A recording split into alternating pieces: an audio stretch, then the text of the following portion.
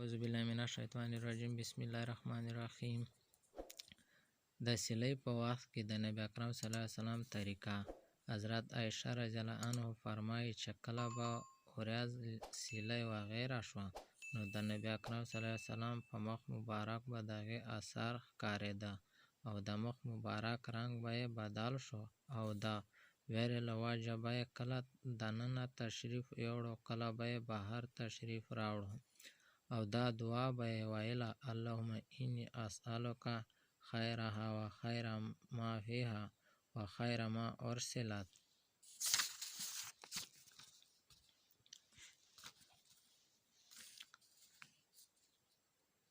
به و اعوذ بک من شرها و شر ما فیها و شر ما ارسلت به. ترجمه: ای الله، زه د دې هوا خیر غواړم او څه چې په دې هوا کې دی باران وغیره د هغه خیر غواړم او کوم عرض دپاره چې دا رالېږلې شوې ده د هغې خیر غواړم. ای د الله تعالی، زه د دې هوا د شر نه پناه غواړم او کوم څیز چې په دې کې دی او د کوم عرض دپاره چې رالېږلې شوې ده د هغې د شر پناه غواړم. او هر کله چې به باران شروع شو نو په مخ به یې خوشحالي ښکاره شوه.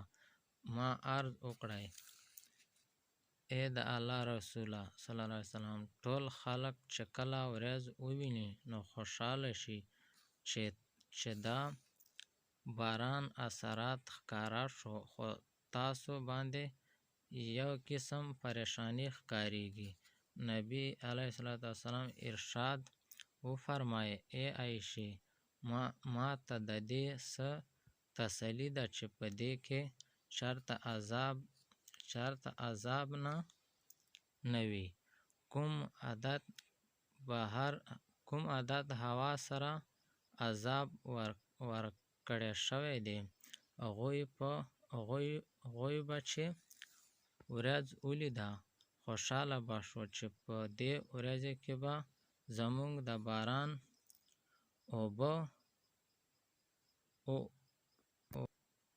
وورولې شي، حال د دې چې په هغه کې به عذاب و.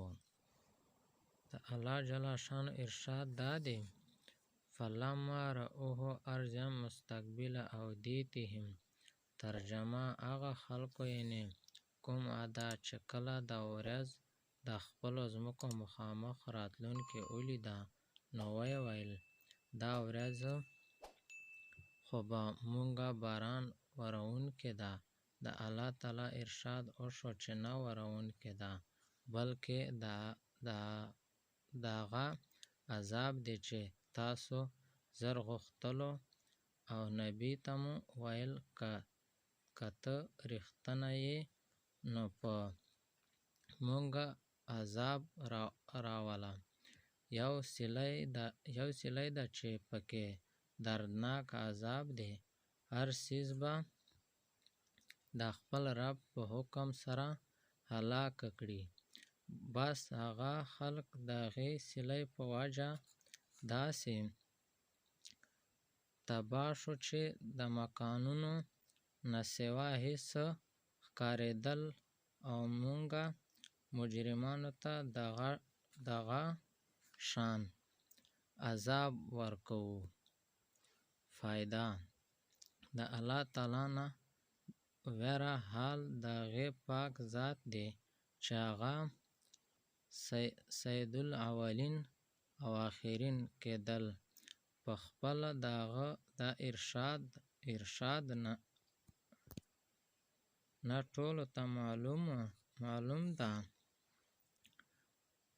په خپل کلام پاک کې دا ارشاد دی چې الله تعالی به داسې نه کوي چې هغوی ته ستاسو په موجودګۍ کې عذاب ورکوي. د الله تعالی وعدې سره بیا د نبي اکرم صلی الله علیه وسلم د الله تعالی نه د ویرې د حال وجه دا حال و چې ورځ او سیلۍ به یې ولیده، نو د ړومبنو قومونو عذاب الهي به ورته را په یاد شو.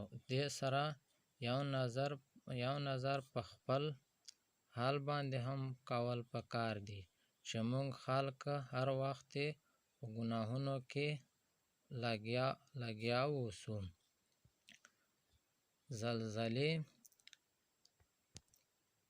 زلزلې او نور قسم عذابونه چې ووینو په ځان د دې چې د هغې نه اثر واخلو، توبه او استغفار، لمونځ وغیره کې مشغول شو، نوره قسم فضایل تحقیقاتو کې لګیا شو.